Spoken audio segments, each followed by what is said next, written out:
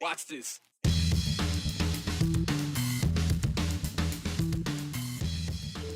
The numbers are in, and they're nothing like we've seen before in Idaho. Hundreds of thousands of dollars went against Republican candidates in the primary election, and a lot of it came from outside the gem state. Will Nampa students have a ride to school for that first week of school coming up in just 2 months? Money made the board decide to switch companies on short notice, but will money and loyalty to another who has served them for decades make them switch back? It's a project that would literally move a mountain, but it's been like moving mountains to try to get it off the ground. You still have a chance to put in your input on a Boise County mining project that's been 15 years in the making. You know, we've used the famous phrase, follow the money, numerous times here on the 2-8. The generational expression spawned by the Watergate scandal in the 1970s. The updated version might be, show me the money, from the 1990s movie Jerry Maguire. But both can be used to explain what happened with Idaho's May primary election, specifically when it comes to the GOP. We saw a slew of commercials, mailers, social media campaigns focused on very specific legislative races. So now that the dust has settled on the independent expenditure spending, which is money spent by someone other than the candidate, we're getting a clearer picture of seeing how much was spent, a lot, and where it came from, not from Idaho. Independent expenditures are not like donations to candidates. They are not limited. So if groups wanted to throw millions of dollars into the primary elections of legislative races in Idaho, well, they can, and they did, apparently. Joe Paris followed the money and is now going to show it to us. A flood of money hit Idaho's May primary elections in a way the gem state had never seen before. More than $3.6 million thrown at legislative races. And that's just in independent expenditures. Specifically, what makes it an independent expenditure is it's a political committee doing things without talking to or coordinating with the candidate. Idaho Secretary of State Phil McGrain has watched the dust settle after the primary. It's a scene now that could greatly change Idaho politics. For the average Idahoan, those independent expenditure spending came right to your doorstep. It's typically the mailers that they receive in the mail attacking a candidate, or it's the television ads that are attacks, radio ads, similar things. A fresh transparency dashboard from the Secretary of State's office shows the extent of it all. More than $1.5 million spent on broadcast ads, close to $1.4 million for things like mailers and brochures. There was, in fact, more money against candidates came from out of state than money from in-state against candidates. And I think that's a change in perspective. All of this not including direct campaign donations to and spending from the candidates themselves. And at the top of the financially impacted primary races, you'll find House Speaker Mike Moyle. Oh, they love me. I was surprised, and it was out-of-state money, too, and that concerned me, right? The fact that they think they can come into Idaho and buy these races is concerning. $250,000 in independent expenditures, close to $200,000 of that from out of state for negative ads. Before the recent May primary, an average legislative race would garner $12,000. More high-stake races, maybe into the $30,000 range in total. But never something like this. When the stuff started coming out and it was totally backwards of the truth, I'm like, this, you know, when they were literally lying, I'm like, yeah, this is a problem, right? Because how do you, it's hard to counter that stuff, especially when there was so much of it. I had one neighbor one day, 6 negative flyers on me in one day, and he's like, this is ridiculous. No surprise that high-profile races like Speaker Moyle or Senate Pro Tem Chuck Winder saw major attention, but this is a level few expected. They tried to buy Idaho is what they did. And it worked in some races. It did work in some. How concerning is that for you? It's big time. But it wasn't just for leadership races. Out-of-state groups keyed in on specific seats. High-tax Kenny Roten. Yeah. Would you ever describe yourself as a high-tax man? No. Nampa lawmaker Representative Kenny Roten got a front seat to it all. This was coming every day. Every day. A barrage of postcards, flyers, and other mailers landed heavily in Roten's Nampa district, a byproduct of close to $100,000 spent against him by out-of-state groups. It's hard to defend against that, really, unless you've got the same war chest as they do. You're really at a disadvantage. The materials being sent out at such a high volume were hard to combat. They certainly had a casual relationship with the truth, it seemed. When you were knocking on doors, did you find people accusing you of things, or you have to defend yourself? We did. There were times went out and I faced it directly, and people that were knocking doors with me said, "Oh, Kenny, he's too liberal for Idaho." I'm like, okay, that's one of the tags that was on one of the postcards. Representative Roten lost his primary by a few hundred votes. His opponents' names, though, were rarely seen in the barrage of mail. So what was this about? Why would an out-of-state group even care? I'm on the Revenue and Taxation Committee, which we stopped the school credit bill. And that seemed to be a real target. I had other legislators that faced the same thing as I did, that had the onslaught of negative ads. School tax credits, or school vouchers. That legislation died in a committee at the end of the session. Concerns raised about oversight and accountability on taxpayer dollars that would be sent to reimburse Idaho families. It's part of a national initiative. You see, and you've heard about the bill mills and the sponsored bills, things like that. That's what we're looking at here. You saw that with some of this stuff now. I think these out-of-state guys want people in these seats that will do what they're told. That's not what I want in Idaho, and I don't think that's what Idahoans want. So the major money question, what happens next? You know, and I'm working on some stuff with some of the members here.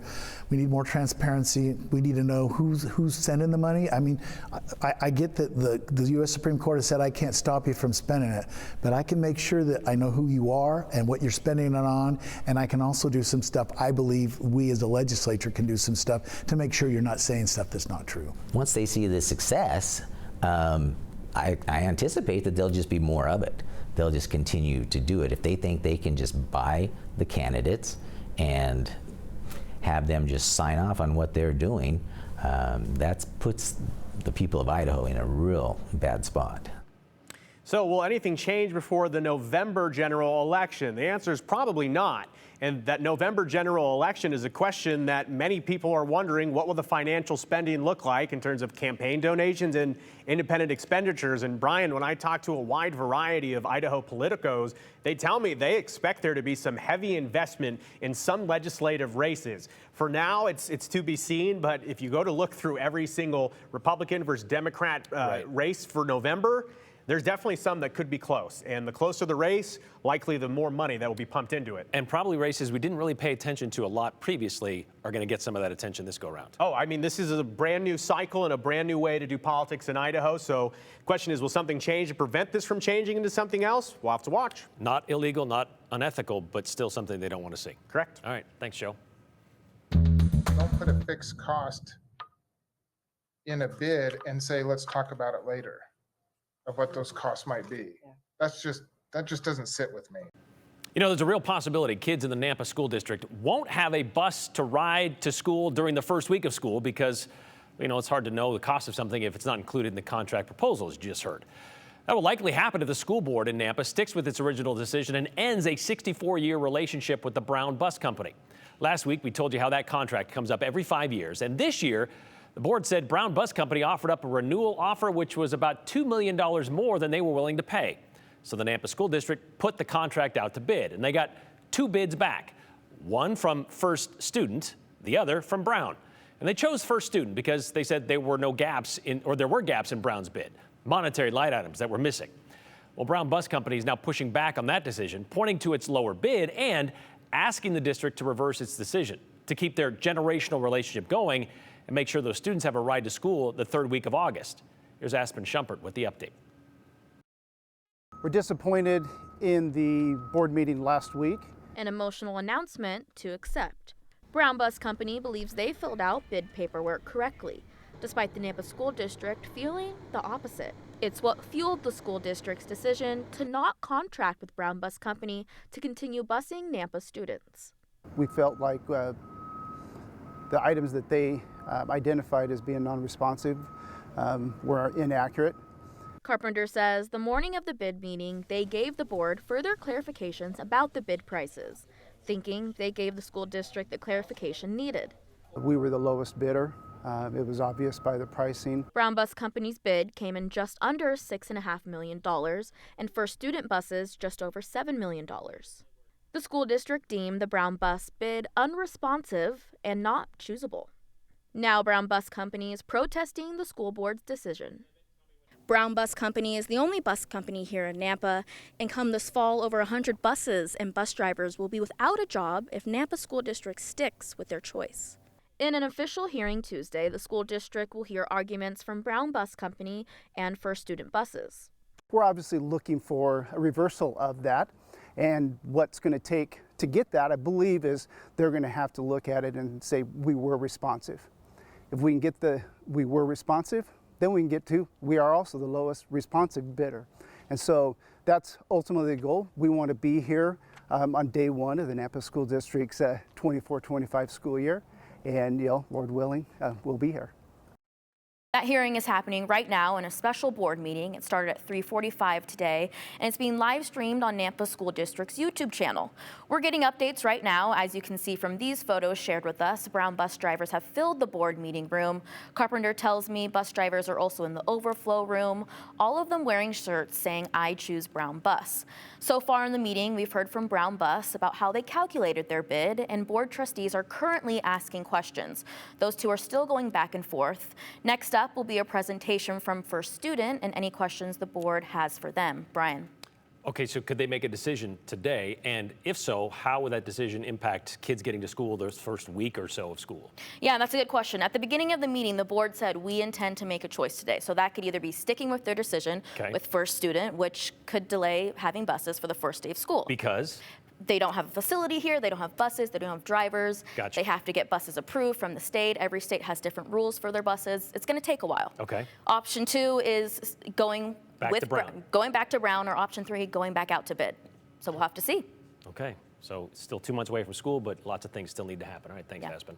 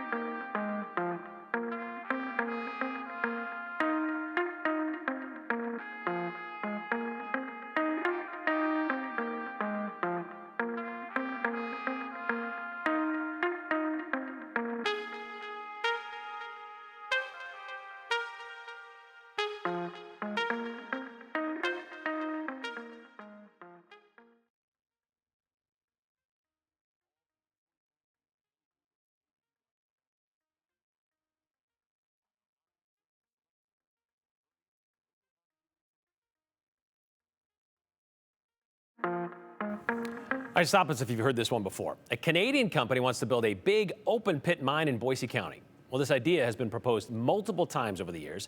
The latest attempt is actually still possible, probably because, and despite the possibility that it could drastically change the landscape of the Boise Basin, both physically and economically. Hundreds of jobs created, but it could also cause a lot of environmental problems.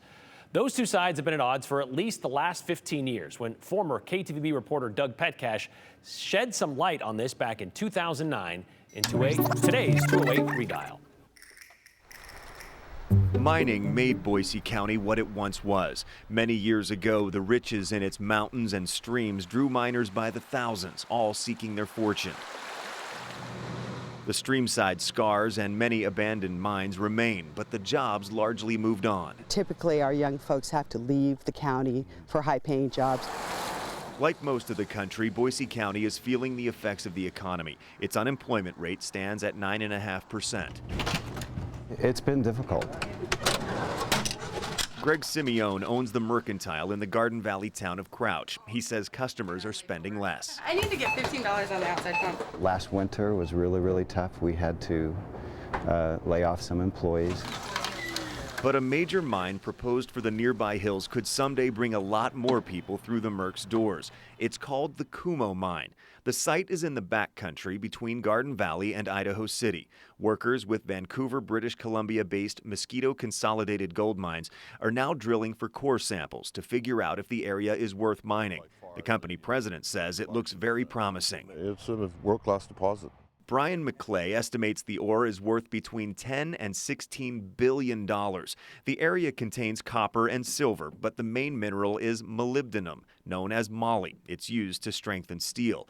McClay says if the project goes through, it would create hundreds of construction jobs, 500 or so permanent jobs on site, and countless indirect jobs. Large revenue generating, large employer, large tax generator, and this will probably be one of the richest counties in Idaho. The economics make the project intriguing to Boise County Commissioner Jamie Anderson. And there would be, that benefit for in the future for the young people of this county to have an employment base, high-paying jobs. Potentially. And Greg Simeone, who is also the Garden Valley Chamber of Commerce president, agrees. We want to enhance the economic development of our valley, thus the county, but also preserve quality of life. And therein lies the dilemma, economics versus the environment. Underneath us right now, off to the left. The Idaho Conservation League recently invited us along on a flyover of the proposed Kumo site. That's the site of the proposed Kumo mine. Mosquito Consolidated says the moly deposit is one of the world's largest, accessible by open pit mining. This is what the site could someday look like, only bigger. This is the Thompson Creek moly mine near Chalice. Basically, the operation would turn a mountain into a pit. This PowerPoint presentation from Mosquito Consolidated's website shows how the Kumo project would grow over the decades. Not only would there be a big pit, but also immense piles of waste rock and tailings. The site sits near Grimes Creek, which flows into Morse Creek and then into the Boise River. The Conservation League and other environmental groups worry about possible pollution, such as acid mine drainage. The river here is the lifeblood of the Treasure Valley. Not only does it provide 20% of Boise's drinking water, but it's also an important source for irrigation and recreation. When you're moving a mountain, literally tearing a mountain down and putting the spoils in all of the valleys which percolate water through, you're talking a time bomb. But McClay says the company's environmental studies show no risk. The rock is acid neutralizing, so it's there's no concern there. This is exactly what other open pit mines have said before, and these mines ended up having water quality problems. If I felt I would endanger any man, woman, and child or anyone living, I'd stop. The project would stop, and I'd drop the project like a hot rock. McClay says they are assessing every concern imaginable. I questioned him about a statement on their website. And in fact, the mine development should lead to an overall improvement in the environment rather than a degradation. Can you explain that? Well, like I said, there's been extensive placer mining. They used mercury, which is just pure and simply a killer. And so all that will be reclaimed and reworked and neutralized. Now is the time for people to educate themselves, not only about the valley of the Boise River, but about the risks upstream. A project of this size impacts a lot of people, and we want their input. McClay says the project is in its very early stages, and actual mining could be 5-10 years away. And that's if they determine it would be feasible and profitable and no major problems pop up. The people we talk to in Boise County will be watching closely, with open minds but wary eyes, deciding if they want to reclaim the county's mining past as part of their future. It should be on the table to figure out how does it benefit us. But whoa, on the other side, what could the impacts be? And as all of us do value this quality of life, and so that is the challenge to preserve that and survive economically. This will be interesting. Doug Petcash, Idaho's News Channel 7. Okay, so here we are 15 years later, and the proposed mine is still in the exploration stage, and they are still taking your input on it. But A lot has happened since we first aired that story back in 2009. 3 years afterwards, the company withdrew its plan because a federal court decided the Forest Service did not fully consider the impacts drilling would have on groundwater. That same year, in 2012, the Canadian company Mosquito Consolidated Gold Mines had a change in leadership, getting rid of Brian McClay, who had been president for more than 20 years. The next year, they changed their name to American Kumho Mining Corporation, or Kumho Co. Then in 2015, Kumho Co. resubmitted the plan permits for that mine. But again, they were withdrawn for the same reason as mentioned above. Well, the Forest Service didn't do the required environmental impact study. Last year, Idaho Copper, formerly Kumho Co., but still based in Canada, put in another proposal to drill. So the Forest Service, well, they put out a draft environmental assessment last month, which lays out what would happen should this plan get approved, including 4 years the company would have to build almost 9 miles of roads and 122 drilling pads on the almost 3,000-acre project. The company will then be responsible for removing and restoring the roads and the pads within 2 years after the exploratory drilling is done. That's all they're looking for at this point, just approval for the exploration. But the same environmental concerns remain: water pollution, jeopardizing the Boise River fishery downstream, and disturbing habitats for wildlife. So there's still a lot to consider and a lot to hear that they want to hear about, I should say. And if you want to say in the project, you can still submit your public comment online through this Friday, just a few more days. Go to Kumho Exploration Project page on the Forest Service website to find the environmental assessment and also where you can comment.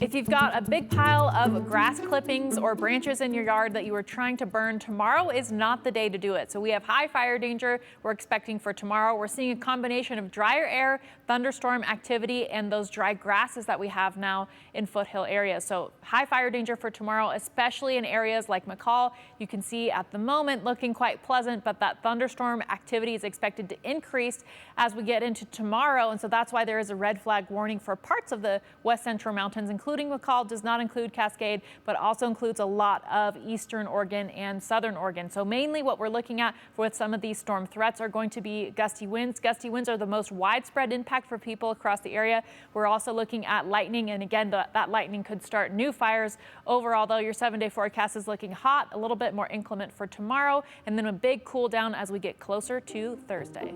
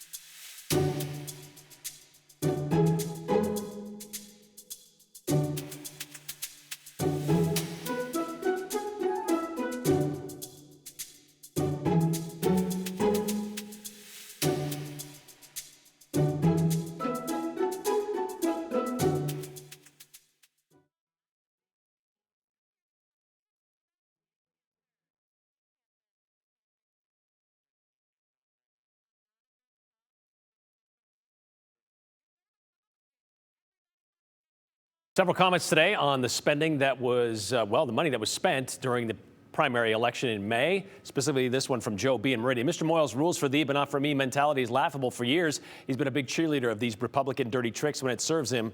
Just ask Megan Blanksma. Next one comes up. Let's see if we can get that one. Is from Ruth, I believe, in Boise. It's ironic that now the Republicans are upset about the lies and campaign dark money since it was used against them. If honesty mattered so much, the issue should have already been addressed, says Ruth. The next one is from Karen in Garden City, who says, I expect to see a lot of blue out-of-state donors. I was surprised the leopards are eating their face. Again, that's from Karen in Garden City. My opinion of why Idaho is getting outside campaign money is because Idaho is a conservative state and there are factions that want to see that change. That's kind of exactly what it is that, yes, there's infighting among the Republican parties. Some people considering them not Republican enough. That's where they're going to put their money in those races because they want to get people in there that are more conservative than they believe the voters think they should be. We'll see you tomorrow.